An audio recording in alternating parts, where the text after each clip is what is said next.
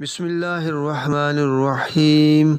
حضرت علی رضی اللہ تعالی عنہ کا ارشاد مبارک ہے، کسی انسان کو پتھر سمجھ کر ٹھوکر مت مارو، بلکہ اسے تراش کر دیکھو، شاید وہ ہیرا ہو۔ اگر انڈے کو باہر سے توڑا جائے تو زندگی دم توڑ دیتی ہے، جبکہ اگر انڈا خود اندر سے ٹوٹے تو زندگی جنم لیتی ہے۔ مثبت تبدیلی ہمیشہ اندر سے جنم لیتی ہے، اس لیے اپنا اندر بدلیے۔ روئے زمین پر اکثریت میں ایسے لوگ ہیں جو دکھ، تکلیف، اذیت، فریب اور دھوکہ تو انسان کو دیتے ہیں اور معافی اللہ سے مانگتے ہیں۔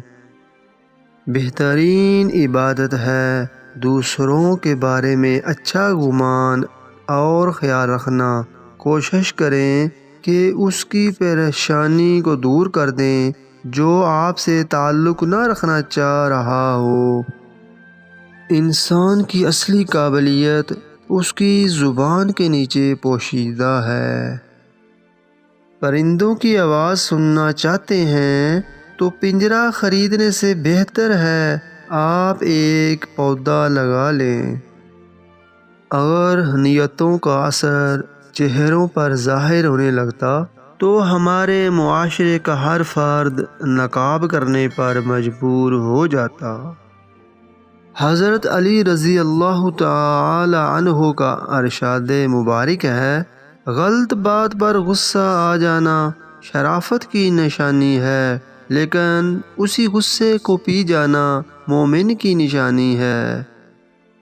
دنیا میں کسی بھی اچھے انسان کو تلاش مت کرو، بلکہ خود اچھے بن کر دکھاؤ۔ ہو سکتا ہے ایسا کرنے سے آپ کو اچھے لوگ ہی مل جائیں۔ غصہ ایک ایسا خطرناک خنجر ہے جو انسان اپنے ہی دل میں گھونپ دیتا ہے۔ بدگمانی میں اتنی طاقت ہے کہ یہ انسان کا ذہنی سکون برباد کرنے کے ساتھ ساتھ ایک دوسرے سے جڑے تعلق کو کچھ منٹوں میں ہڑپ کر جاتی ہے۔ وقت نکالا کرو تھوڑا رشتوں کے لیے بھی، نہیں تو وقت تمہاری زندگی سے رشتے نکال لے گا۔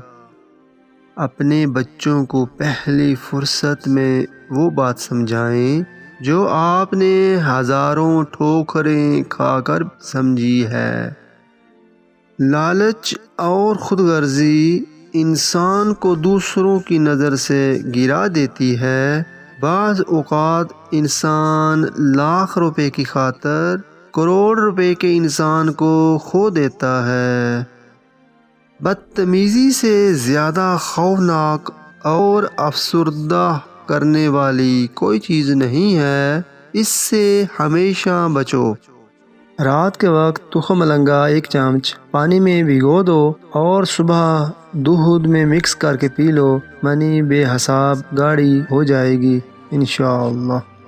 ویڈیو اچھی لگی ہو تو like, comment, share and channel کو سبسکرائب کر دیں۔ بہت شکریہ۔